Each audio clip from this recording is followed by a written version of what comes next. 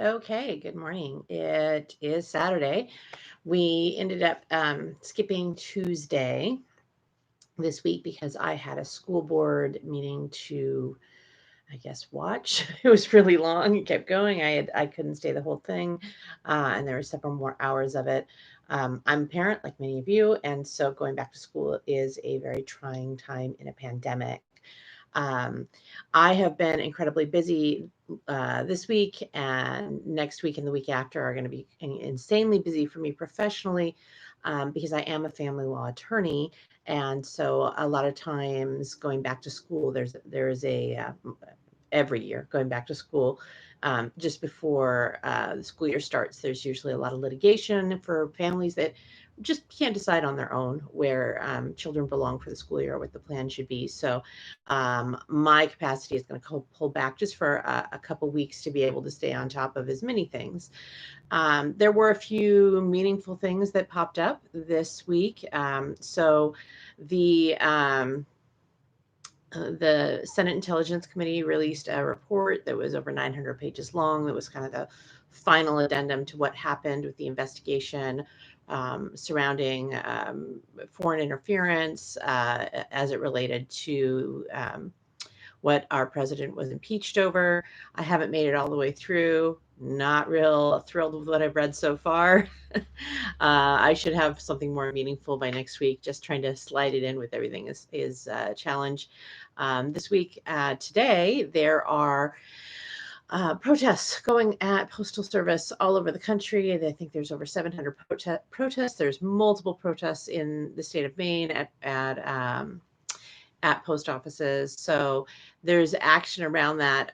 My concern is single day protests are helpful, and certainly in large numbers are helpful, but it is very difficult to affect change without serious, committed, large, sustained protest. So you don't necessarily want violent protests that gets media attention, but it doesn't necessarily bring public opinion to your side and put pressure on.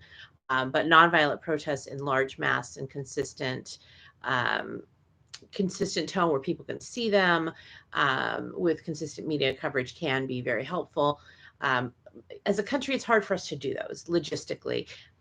We are very large, we're very spread out. I think the perception is, if you're not in the US, that it's a maybe a dense country. It is not. We only have a few very population dense places, and it's logistically difficult to achieve. So when you see a lot of huge change that happens in these countries in Europe, if you haven't been abroad, um, the population can sort of spontaneously pour out into the streets and sort of stay there until major change is made in a capital.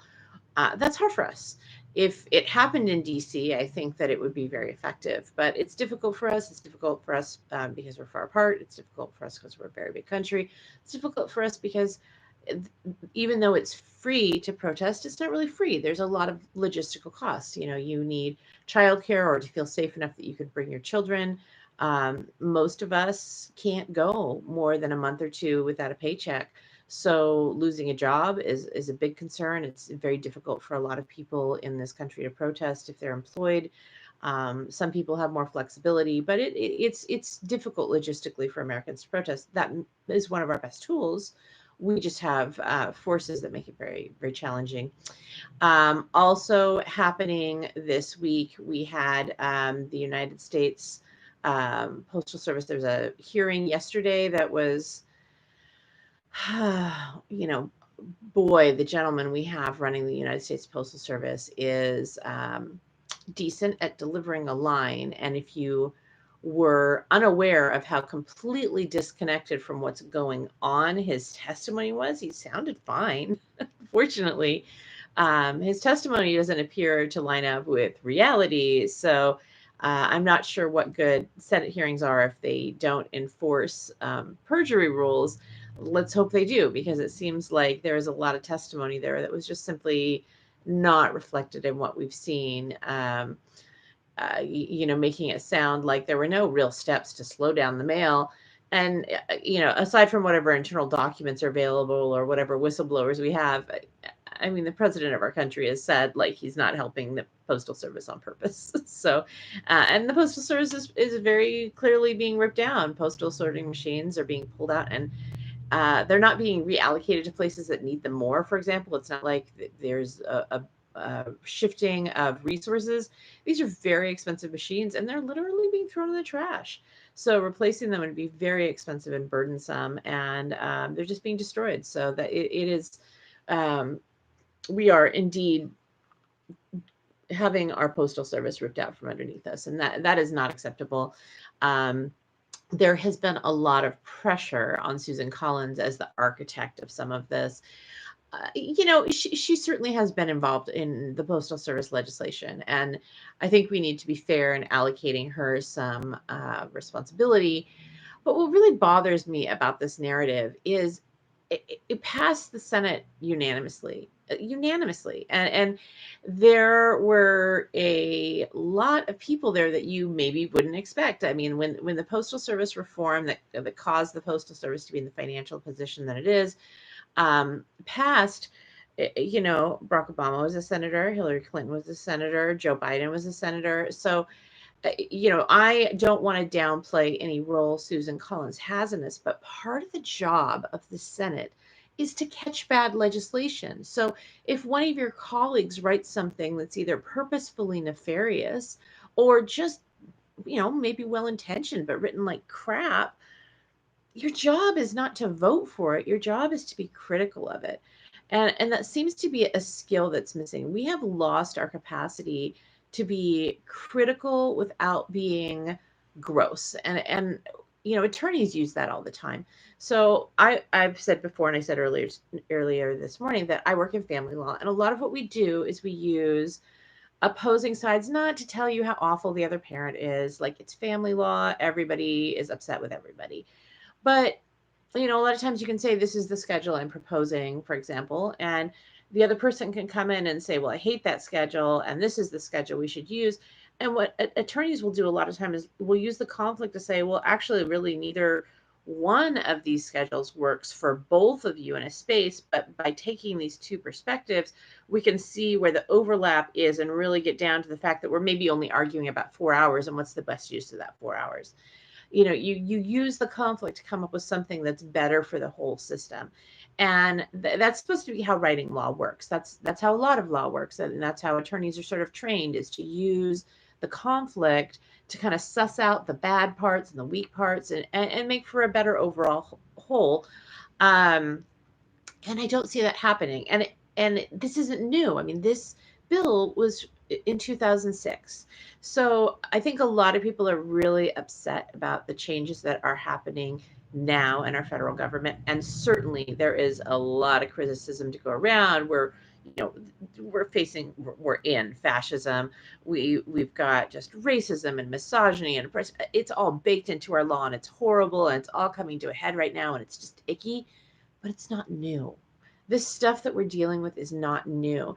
And so you need to be looking for people, whether it's me or somebody else. We even if everybody loved me and I get elected, it can't be just me. We need to be looking at the people who are potential legislators and saying, instead of yelling about the positions and team blue and team red, who has the ability to critically think about these bills, who has the ability to not only look at how they're written, but how they're going to impact people. There's a lot of things that you write that sound really nice, and then when you put them into implementation, it's like, oh my gosh, this is totally foreseeable. Why didn't you ask anybody who was on the receiving end of this? We could have avoided a whole bunch of pain for people. So we need to look at people who are looking for implementation problems, who are looking for the impact of how the bills are. We need to be looking at people who are looking beyond just yelling about positions. Like, everybody's like, oh yeah, the Republicans, we need healthcare, it's private market. And the Democrats are like, we just need healthcare. But a lot of the people who are running for office, they don't know what that means. They have a general concept of what those things mean and the position and the thing that they would like. And it's, like, go team healthcare. But they don't know the logistics of getting that into a bill. And so a lot of what we're voting for is money and PR, but not the skills to be working with this legislation. And that's what I find to be really disturbing. And that's, to me, the thing that the Postal Service has really highlighted. If you have questions as I'm talking, I'm just kind of talking about the week. If you have questions, I see a few more people have joined. Feel free to put them in the live chat. I'm happy to answer anything. The format for this is I just sort of chat. Unless there's questions, I'll answer those. So, but going back to the post office, um, there is a lot of structural problems, and all of the problems that we are seeing roll forward with this bill, with the exception of, taking out the sorting machines, which is a new nefarious twist to this plot. Short of the active undermining of the post office that we're seeing this very moment, the long-term undermining of the post office and how we got to a place where the short-term undermining is possible. Not only was it done in 2006, it was totally foreseeable. You can look at that legislation and say, hey, you're putting a really immense burden on the post office, a huge financial burden, very swiftly, and they don't have the resources to cover this. This is not going to create a stable and self-sufficient post office. But it passed unanimously. And again, this was a glaringly obvious. I mean, pre-funding the retirement to the tune of billions of dollars very swiftly. Um, that was a glaringly obvious undermine of the post office. It was glaringly obvious that it was going to create massive financial problems very, very quickly. And the post office, to its credit, for the most part, rose to the occasion. I mean, they are working in an environment where they have no control over their pricing, essentially. They are working in an environment where they were very solvent prior to this bill. So we're looking at legislation like that for the post office, but all of our legislation has those problems. It's not just the U.S. Postal Service. All of our legislation, if you look through it, it is increasingly been written by people who either are well-intentioned and don't understand the implications that this will have on people, either because they just don't know the receiving end, they've never worked in a world where they were on the receiving end of the law, or because they're in a place where they're out of touch with reality. I've seen a lot of calls lately. Oh my gosh, legislators shouldn't get paid unless we have some sort of aid bill for COVID. Well, that's great, except most of the legislators down there, their primary source of income and wealth isn't their paycheck. And so they don't have that perspective that we have. So we need to be sending people who are on the receiving end, both working with the law on the receiving end. They know what it's like to have been poor or disadvantaged. And we need to be looking at all of our laws as they're being made. And, I'd argue slow it down a little bit and say, let's be more critical of these laws. Maybe it means we pass fewer laws, but they're better quality. Volume is not necessarily an enduring quality in laws. Having more laws that are poorly written doesn't help any of us. And let's make sure we're really looking at the text. And what's happened is, laws generally, there's no requirement for federal office to be particularly knowledgeable in law. It's something we would hope people look for when they vote, but we don't. So collectively, we don't send people that maybe have the skills, but culturally, there's been so much trading of pork, and you see that in commercials. You see it advertised like it's a brag, and that's happening certainly a lot in the Maine Senate race, where people say, "I'm going to go and put Maine first. I'm going to go get us some money." And the problem is you end up in a world where your legislators, instead of making sure that the federal law, the scaffolding that holds us all together, is done properly, what you end up with is a whole bunch of people that are trading pork for clauses. And that makes bad law. We have to stop doing that, because if we are doing less of that, we're going to have fewer crises that are able to be exploited. Right now, the Postal Service, they're certainly exploiting it, but the crisis that they're exploiting in the Postal Service, that started in 2006, and it hasn't been addressed since then. So we're talking 12 years ago, 14 years ago, they could have been making these changes and saying, hey, 14 years ago they passed this law. 10, 12 years ago, they could have said, hey, this is really starting to become insolvent and this is really starting to be a problem. And they just punted and punted and punted.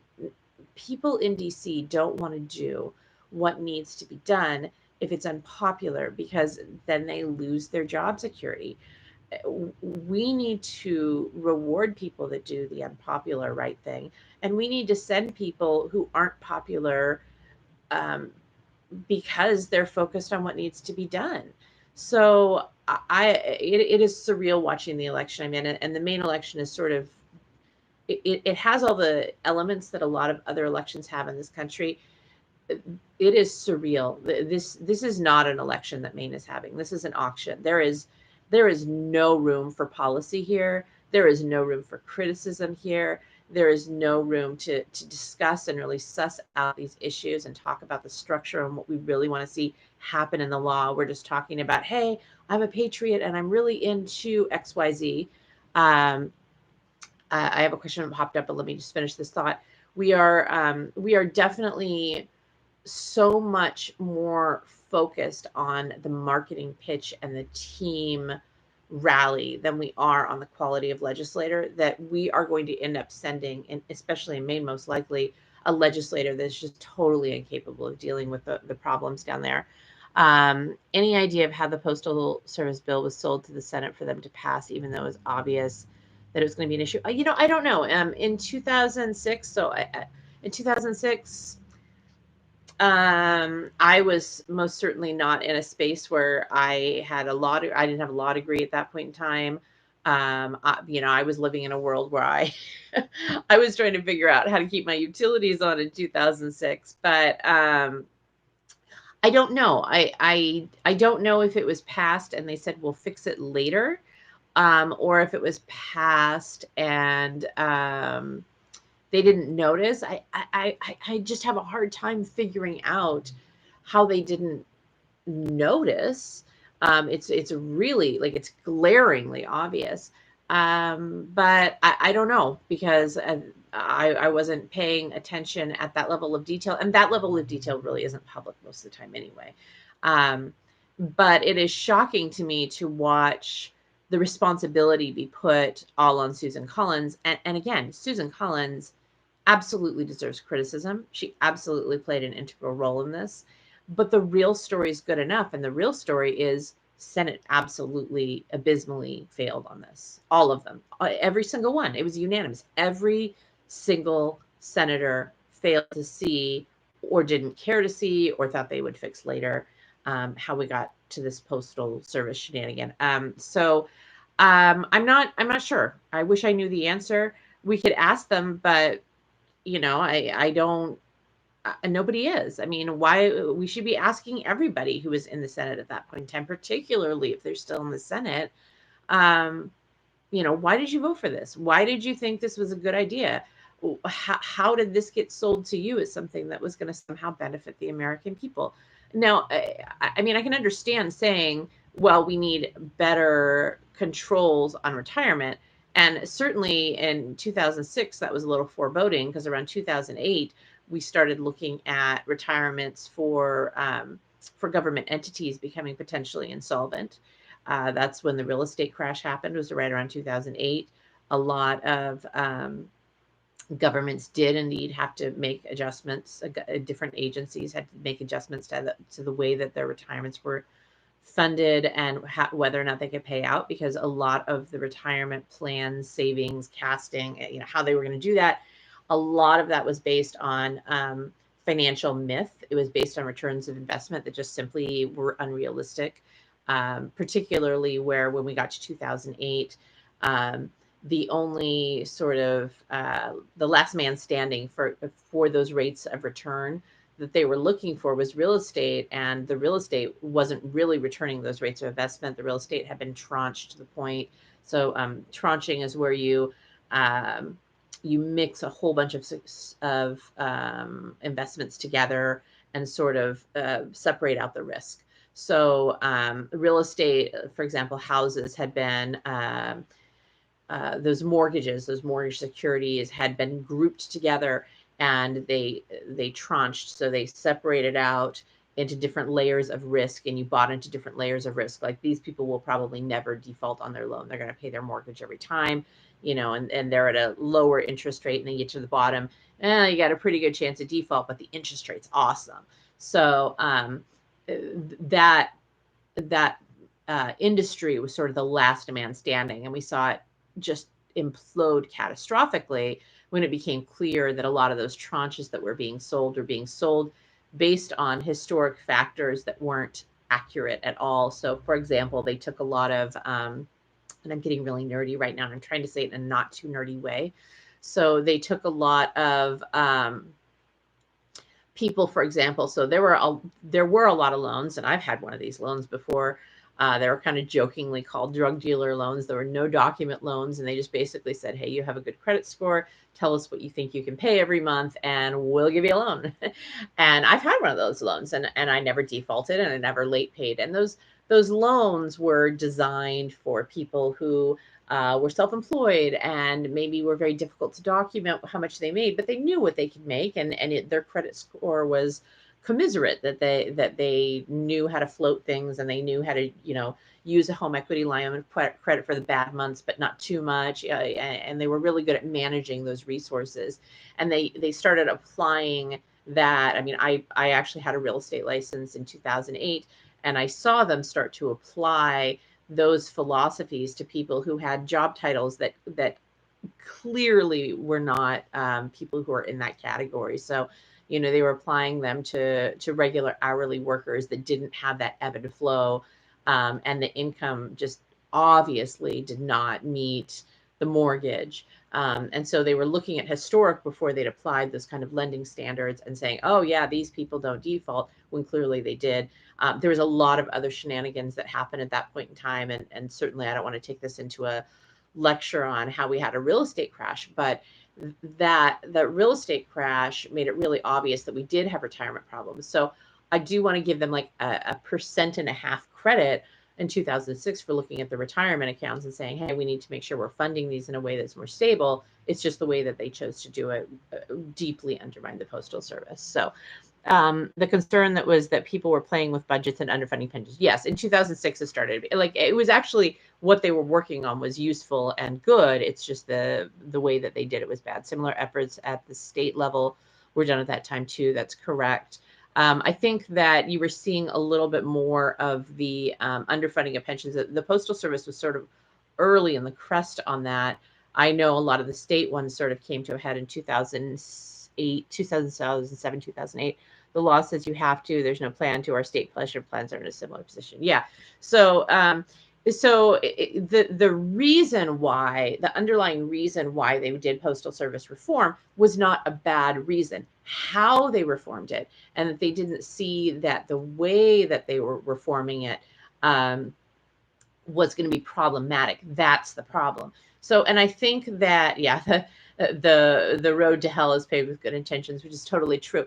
And I think that's what happens with a lot of our law. I mean, most of our law just doesn't sort of serendipitously appear. There's a problem that they're trying to solve.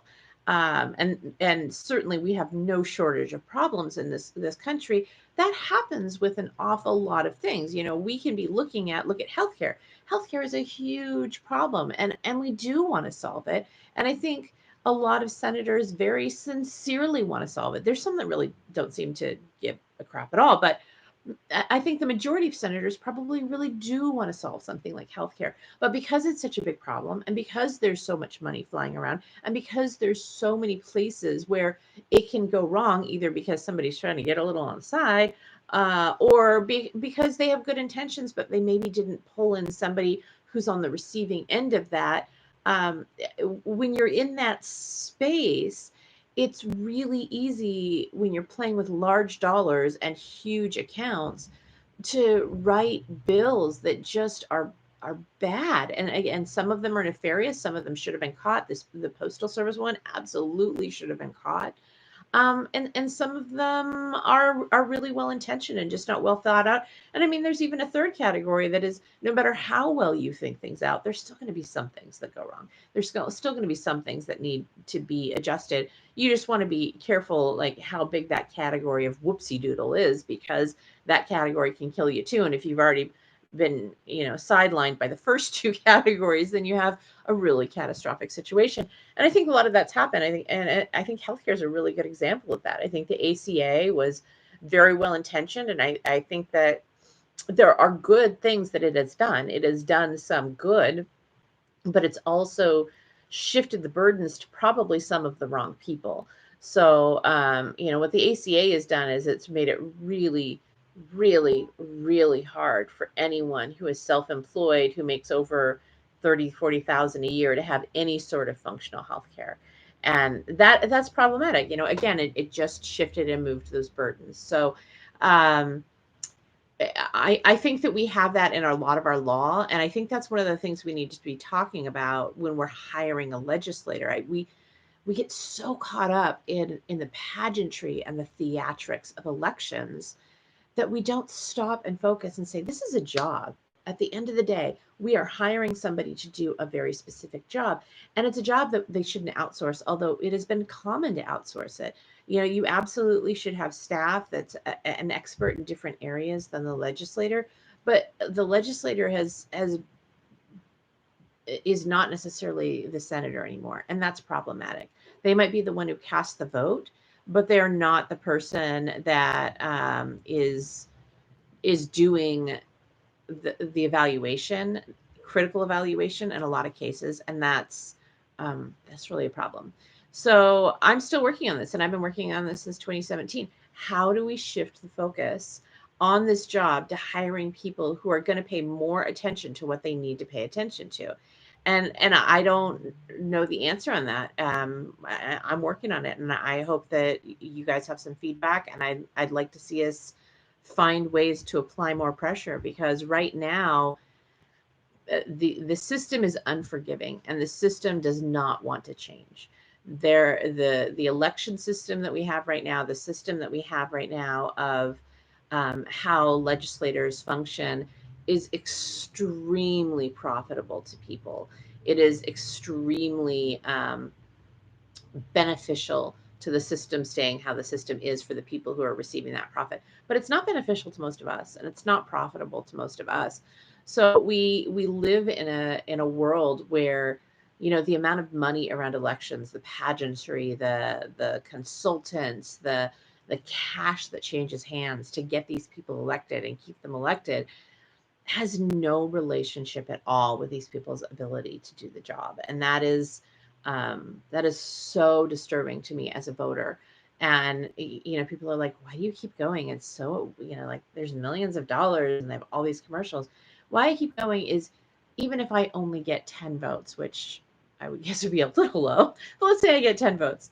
um, I think that we deserve to have somebody on the ballot, or somebody available to be voted for, if they can't make the ballot, in cases like this year where we're litigating. I think it's important to have people available, especially in Maine, where we have a system that's ranked choice voting, where we can say there is that person. If we collectively have decided to not go down this path anymore, if we collectively decide, you know what, we're done. We're done with all the shenanigans and the circus and hiring people who are bad for these jobs. I mean, the two front runners in the Maine Senate race are awful legislators. They might not do anything like overtly harmful, but they're also not taking the overtly harmful law and changing it. We still live in a world where in Maine it's illegal to drink in public, which 100% punishes poverty. It's not illegal to be drunk in public. It's just illegal to not have enough money to drink in a bar, you know. And if you're homeless because you drink, and you drink because you're homeless, your life is illegal right now. Poverty is still illegal in Maine, and we have a complete blue house. We have blue house, blue Senate.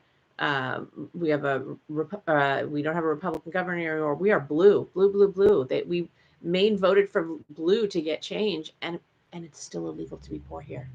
It's still punished.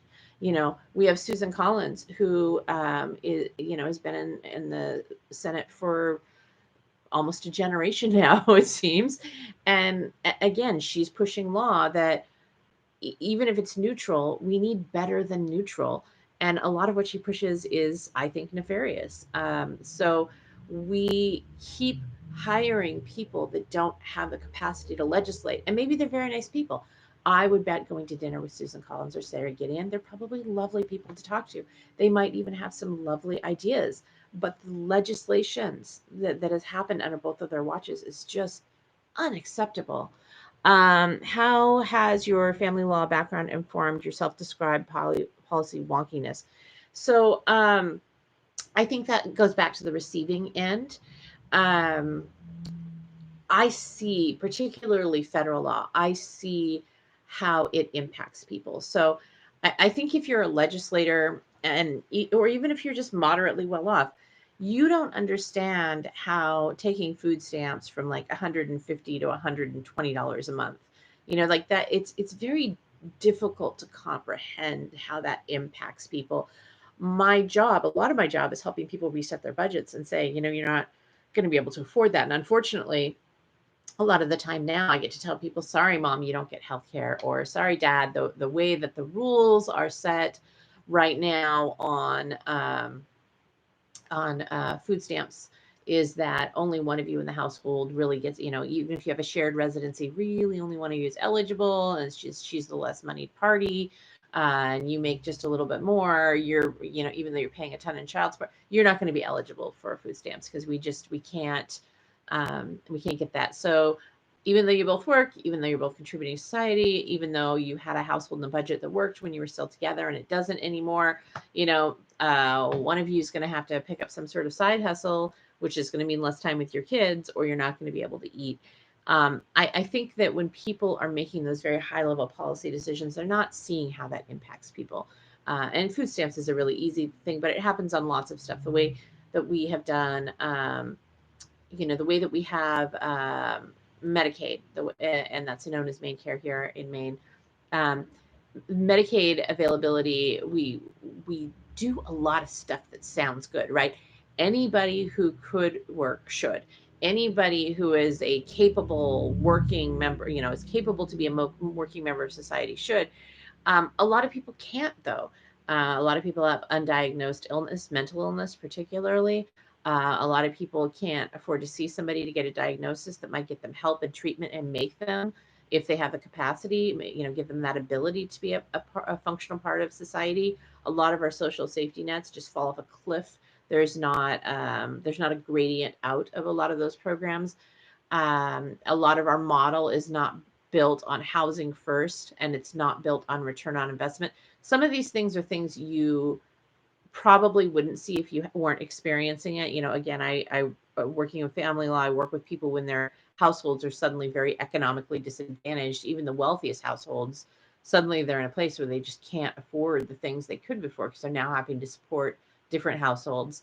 I do a little bit of criminal defense. Maine doesn't have a criminal defense system the way that other states do. We hire attorneys from the community, which has advantages and disadvantages. There's some things I really like about it. And, I see a lot of people who are poor being criminalized. And I think if you hadn't had that life experience, you wouldn't understand that, making sure people have health insurance and access to functional treatment. And I don't actually like the insurance model. So when people don't have access to healthcare, and again, I'm not into Medicare for all. I don't like the insurance model. I think there's real problems with the insurance model, but we'll just call it healthcare as sort of a concept of everybody can use healthcare. And, it's not necessarily free, but it's compensated commiserate to means. Let's put it in that world, whatever we want that to be. Whether it ends up being universal and it's paid for with taxes, and there's no or some limited copay, or whether it's what we've got. If we were to expand Medicare or Medicaid, we need some sort of actual access, not necessarily insurance-based model. But when people don't have access to healthcare, that becomes an issue of how they can participate in society. And I don't think people see it that way. I think they see it as, oh, we got to get grandma cancer care. If you don't have access to mental health care or addiction treatment, you are going to end up often trapped in that cycle where it not only costs us more because we're paying to jail you, but you end up punishing poverty. You end up punishing poverty and addiction and illness instead of punishing behavior that's just you know, malfeasance or malicious. I think we should really be saving a lot of our criminal code for people who are purposefully nefarious.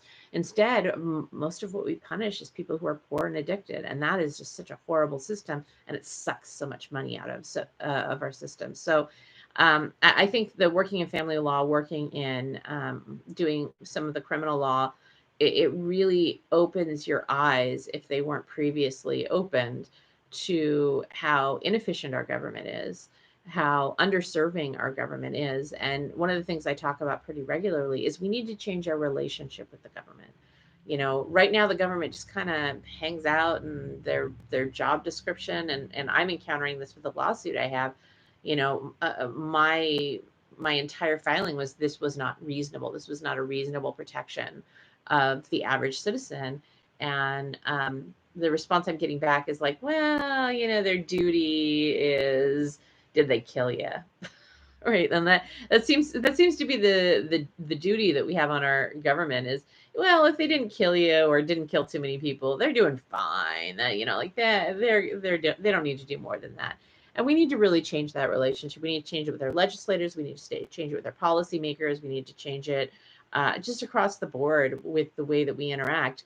Our government should be there to enable us. And it is a relationship where we should be able to come and say, this is a problem that is a societal collective problem. How do we work on this to fix it? How do we get people to a space where we are helping them and not necessarily punishing people for needing help? So probably sort of a rambly answer to the wonkiness, but we just, right now, our government is fundamentally broken at so many levels that it's hard to pick a place to start. And I think where we start is sending people who want to go through and change the structure and change the relationship, because right now the relationship and the structure are just catastrophically broken. I hear stirring upstairs. I don't know if there's any other questions. I look forward to seeing you all back on Tuesday. I think I'm scheduled for a podcast next week. If you were going to get out in the streets, it looks like 11 o'clock today is when people are doing that for the post office. I am going to get out there if I can. It's going to depend on my littles, since my husband is out at sea right now. So I have some of those constraints that I was talking about with protesting earlier. I will see you online. Let me know if you have any questions, and I hope you all have a truly glorious Saturday.